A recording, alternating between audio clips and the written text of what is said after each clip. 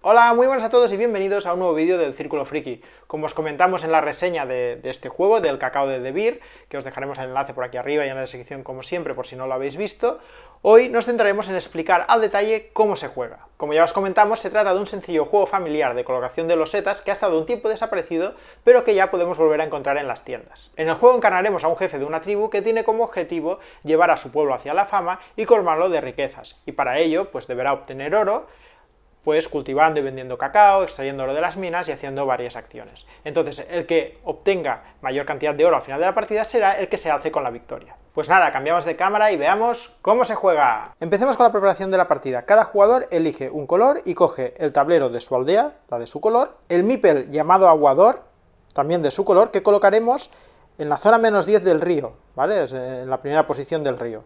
Eso para cada jugador. Y finalmente las losetas de recolector de su color.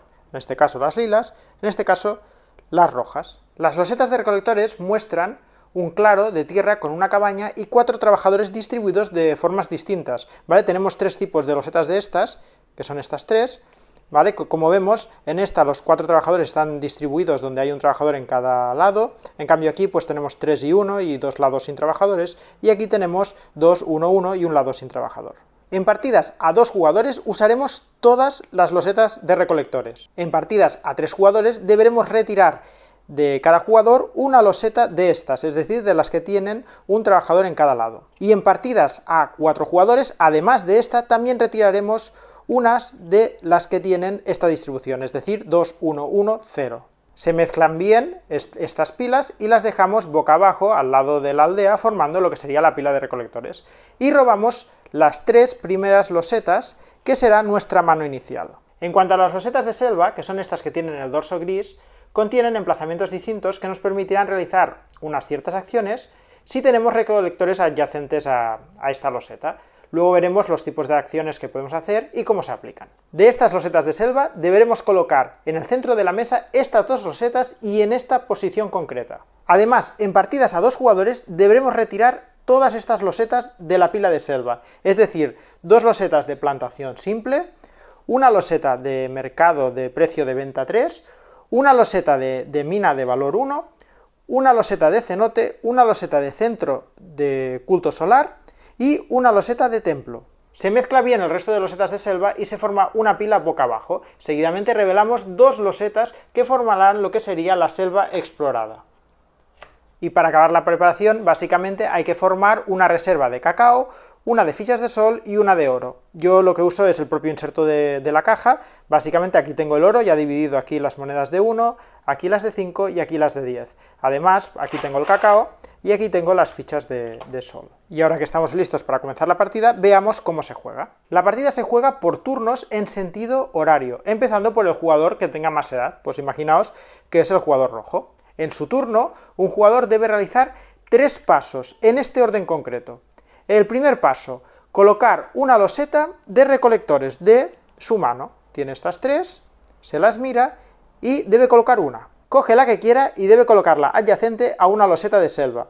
Es decir, por ejemplo, puede colocarla aquí, puede colocarla aquí, puede colocarla aquí, aquí, donde quiera, que al menos toque un lado con una loseta de selva. Además puede colocarla en la orientación que él prefiera. Hay que tener muy claro 2 reglas principales de colocación que hay, que es básicamente que las losetas de recolectores no pueden ser adyacentes a otras losetas de recolectores, es decir, nunca se puede dar el caso de colocar algo así. Y lo mismo con las losetas de selva, nunca pueden haber 2 losetas de selva, una adyacente a otra. Siempre habrá que hacer una distribución como de tablero de ajedrez, donde esto, por ejemplo, serían las casillas blancas, y estas las negras, por lo tanto siempre deberá formarse de esta manera, ¿vale? Esta podría ir aquí, ¿vale? O sea, siempre siguiendo este tipo de distribución. Vale, pues el primer paso, ahora que hemos dicho esto, básicamente es colocar la loseta, por ejemplo, así, sería una posibilidad. Como hemos explicado, aquí tendría que ir una loseta de selva, y aquí también. En cambio, aquí tendría que ir una de recolectores, y aquí también una de recolectores, aquí también una de recolectores, ¿vale? Entonces, a estos espacios donde debería ir una loseta de selva, lo llamaremos espacio de selva, que sería este, por ejemplo. Segundo paso, después de colocar nuestra loseta, deberemos llenar los espacios de selva. Siempre que al colocar una loseta de recolector haya un espacio de selva vacío adyacente a 2 losetas de recolectores, entonces debe rellenarse. Es decir, en este caso no pasa, no hay 2 losetas de recolectores, por lo tanto no pasa nada. Pero si este jugador, por ejemplo, hubiera tenido una aquí, así, en el momento que yo coloco esta en mi primer paso, ahora sí que se ha generado un espacio de selva adyacente a 2 de recolector, por lo tanto tocaría rellenar esta de selva. Y para hacer eso básicamente elegimos la que queramos de estas 2 y la colocaríamos en este espacio. Si en vez de esto hubiésemos tenido, por ejemplo, que yo hubiera puesto esta aquí, aquí tampoco se genera ningún espacio de selva adyacente a 2 de recolectores, por lo tanto aquí no se haría el paso de llenar espacios de selva, porque no hay espacios de selva para ese propósito. Vale, ahora voy a hacer un ejemplo rápido de cómo crece esto, ¿vale? Imaginaos que esto estaba así, este por lo que sea coloca aquí, entonces ha tenido que rellenar aquí porque está adyacente a 2, tiene que rellenar aquí. Ahora el siguiente jugador, por ejemplo el rojo, puede colocar una aquí. Al colocar aquí se genera este espacio de selva que está adyacente a 2, por lo tanto debería rellenarse, ¿vale? Lo hago así rápido, ¿vale? Pero la idea es que iría creciendo de esta manera. Entonces, en el momento en que un jugador, imaginaos que le toca al lila, y se coloca aquí, claro, puede darse este caso de que al hacer esto, genera 2 espacios de selva, este y este, que está adyacente a 2 losetas, y aquí también a 2. En este momento, cuando toca rellenar, que siempre se rellenan con las losetas que hay aquí, pues él elige poner las 2 losetas, pero elige dónde pone cada una. Puede decidir, por ejemplo, poner esta aquí, y puede decidir poner esta aquí. Es importante tener en cuenta que las losetas de selva explorada no se reponen hasta el final del turno. En el manual, a mí no me ha pasado, pero de hecho no veo ahora cómo pueda pasar, pero dice que en el improbable caso de que tengas que colocar 3 losetas, la tercera, que no está, cogeríamos la primera de arriba y la colocaríamos. Pero bueno, a mí nunca me ha pasado tener que colocar 3 losetas. En el caso de que se agoten todas las losetas de selva, pues este paso de rellenar no se haría. Vale, volvemos a lo simple para acabar los pasos. El primer paso hemos visto que era simplemente colocar una loseta de recolectores, ya lo hemos hecho. Segundo paso, ampliar la selva, que en este caso no tocaría, porque no se da el caso. Y el tercer paso sería aplicar las acciones de los trabajadores que se han activado. Los recolectores que se acaban de colocar, como este caso, ¿vale? He colocado esta aquí, pues los recolectores que acaban de entrar en juego, que son estos 4, los que están adyacentes a una loseta de selva se activan, por lo tanto estos 2 están activos y este también está activo. Este en cambio, no está activo. Y ahora en esta fase, todos los trabajadores activos realizan la acción que le toque en el orden que prefiera el jugador. Otra cosa importante, imaginaos que el jugador rojo lo hubiera puesto así, ¿vale? Y que luego, en el turno del jugador lila, él, en su primera fase, pues hubiera hecho, pues yo qué sé, algo como esto. Entonces aquí se genera un espacio de selva y el jugador lila elige cuál pone. Imaginaos que pone esta, pues él ha puesto esta, por lo tanto este se ha activado, porque está tocando aquí. Pero además, al poner esta aquí, se le activan estos 2 y también se activa este del jugador rojo. Así que hay que ir con cuidado porque al colocar estas losetas, según cómo lo hagamos, también estaremos activando acciones de nuestros oponentes. Vale, realizar las acciones o no realizarlas, una vez están activos los trabajadores, ya depende del propio jugador que decida si las hace o no. El orden en cómo realizas las acciones también lo eliges tú, pero por ejemplo, si este jugador tiene que hacer estas acciones, estas 2 o esta, si elige realizar esta, tiene que hacer las 2, porque son dos trabajadores, antes de pasar a hacer esta. ¿Vale? No puedes hacer primero una aquí, luego vuelvo aquí. No.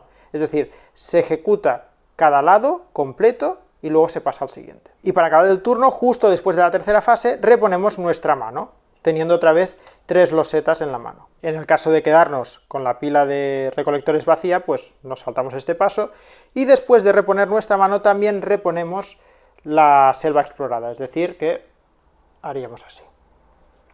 Y lo mismo, si aquí no hay, pues no se hace este paso. Ahora le tocaría el turno al siguiente jugador, que haría las mismas 3 acciones, ¿vale? Lo he ido explicando un poco mezclado para que veáis cómo se va ampliando la selva, pero cada jugador haría lo suyo. Este empieza, hace sus 3 fases, luego empieza este, hace sus 3 fases, teniendo en cuenta eso, que en la colocación de estas losetas de selva puedes activar acciones de tus oponentes que también harán en ese momento junto con las que haces tú. Así iríamos jugando y jugando hasta que todos los jugadores hayan colocado todas sus losetas de recolectores. En ese momento acabaría la partida y pasaríamos al recuento de puntos. Pero antes del recuento de puntos veamos las diferentes losetas de selva que nos hemos saltado, ¿vale? Las acciones que nos podemos encontrar y qué implican. Empecemos por las losetas de plantación, que son estas de aquí. Por cada recolector activado que tengamos adyacente a esta loseta, cogemos 1 o 2 frutos de cacao dependiendo del número de plantaciones que se vean en la loseta, y las pondremos en nuestra aldea. Por ejemplo, aquí, al colocar esta aquí, se activaría este y este. Esto significa que el jugador lila puede coger 2 de cacao, ¿vale? Puede hacer 2 veces esta acción, que es coger 1 de cacao. Y el jugador rojo lo puede hacer una vez. Por lo tanto, cogeríamos de la reserva 2 de cacao para el jugador lila, que las colocaría aquí, y 1 de cacao para el jugador rojo, que la colocaría aquí. Esta es nuestra reserva de cacao y nunca puede superar 5, es decir, si ya tenemos 5 y podemos obtener 1 de cacao, no la obtendremos, la perderemos, ¿vale? Por lo tanto, intentar siempre no llenar o no superar esta reserva, porque estaréis perdiendo cacao. Si en vez de esta loseta hubiéramos colocado esta, como aquí hay 2 plantaciones de cacao, este se llevaría 2 por 2, 4 cacaos, y este se llevaría 2 cacaos, 1 por 2. Veamos las losetas de mercado. Las losetas de mercado lo que te permiten es vender cacao de tu reserva por la cantidad de oro que haya en la loseta, en este caso por 2 de oro. Es decir, si el jugador lila ha colocado esta aquí y ha elegido poner esta aquí, se activarían estos 3 trabajadores, los 2 rojos y el lila. ¿Qué puede hacer el lila? Pues coger sus cacaos de aquí y uno lo puede vender por 2 monedas. O sea, podría devolver uno de estos a la reserva y cogerse 2 monedas de oro, que habría ganado con la venta. El jugador rojo podría hacer 2 ventas por 2 monedas cada uno, pero claro, como solo tiene un cacao, solo puede hacerlo una vez, así que podría vender esta y llevarse también 2 monedas. Hay otras fichas de estas, pero que te dan 3 monedas por cada cacao o hasta 4 monedas por cada cacao, así que interesa vender siempre para obtener el máximo de oro en estas de aquí. Fijaos que se pueden hacer como una especie de, bueno, como de combos así pequeños, ¿no? Por ejemplo, en el momento que el rojo quisiera, podría, por ejemplo, hacer así, cuando empieza la partida, y colocarlo así. Esto le activaría a estos 3 trabajadores. Él podría hacer primero estas acciones, que sería coger 2 de cacao, pondría aquí 2 de cacao, y ya en el mismo turno vender 1 por 2 monedas y ganarse 2 monedas. Le sobraría un cacao, pero se habría llevado 2 monedas, ¿vale? O sea que en el mismo turno se puede llegar a obtener cacao y venderlo. Veamos las minas de oro. Si el jugador lila se coloca aquí y toca rellenar esta y coloca esta, que es una mina de oro, lo que hace es que todos los trabajadores que se hayan activado, que estén adyacentes a esta mina, se llevan 1 de oro. Por lo tanto, en este caso, el lila se llevaría 1 moneda de oro. También hay losetas de mina que son 2 monedas, que en vez de 1 por cada trabajador, te llevarías 2 monedas por cada trabajador. Veamos el cenote. Imaginaos esta distribución, el jugador lila se coloca aquí y decide colocar esta aquí. ¿Qué pasaría? Esto, bueno, no hubiera sido muy bueno para él, porque esto lo que hace es que él activa ese trabajador, pero el rojo activa 2 veces esto. ¿Qué pasa? Que este hace una vez la acción del cenote, que es mover el aguador una posición hacia adelante. En cambio el rojo lo hace 2 veces, así que él mueve 2 hacia adelante. Es importante mover al aguador hasta el final, ya que al final de la partida tendrás más puntos. Aquí en esta zona te resta oro al final de la partida, a partir de aquí ya te empieza a sumar y suma bastante, te puedes llegar a ganar hasta 16 monedas de oro al final de la partida. Si tu aguador lo vas avanzando y llegas a 16, aunque sigas haciendo acciones de estas, ya no puedes avanzar más y te quedas en 16. Veamos ahora el centro de culto solar. Si se colocara esta aquí, que se activarían estos 3 trabajadores otra vez, pues el jugador lila se llevaría 1 ficha de sol y el jugador rojo 2. Esto se cogería de la reserva y se colocan en estas posiciones. Ya viene marcado, 1 para el lila, 2 para el rojo. Como máximo se pueden tener 3, porque hay 3 posiciones. A la que ya tengamos 3 no podremos obtener más. Esto sí que es limitado, igual que el cacao. Estas fichas lo que permiten al jugador es construir los losetas que tenga en su mano sobre losetas previamente ya colocadas suyas, ¿vale? Pero esto solo se puede hacer cuando todas las fichas de selva hayan sido colocadas, tanto las de la pila como las de la selva revelada. por cada ficha no utilizada al final de la partida ganaremos 1 de oro. Vale, para explicar cómo funcionan estas fichas de sol, hemos dicho que para usarlas primero todo esto tiene que agotarse, por lo tanto imaginaos que todo esto ya ha sido colocado. Ahora no lo pongo porque me ocuparía mucho espacio, pero imaginaos que me ha quedado pues una cosa así. Entonces ahora en mi turno, que ya no hay más fichas de selva que colocar, me quedan estas dos losetas, por ejemplo. Yo puedo colocarla como es habitual, podría ponerla aquí, podría seguir ampliando como siempre, o puedo decidir gastar una ficha de sol para, en vez de colocar como siempre, la dejo aquí en la reserva, y lo que hago es poderla colocar encima de una ficha que ya tenga. Entonces imaginaos que van a ser los últimos turnos y a mí me interesa llegar aquí, pero ya no hay más posiciones para usar el cenote. Entonces, gastando esta ficha lo que puedo hacer es decir, ah, mira, pues voy a colocar esta aquí, encima de una mía.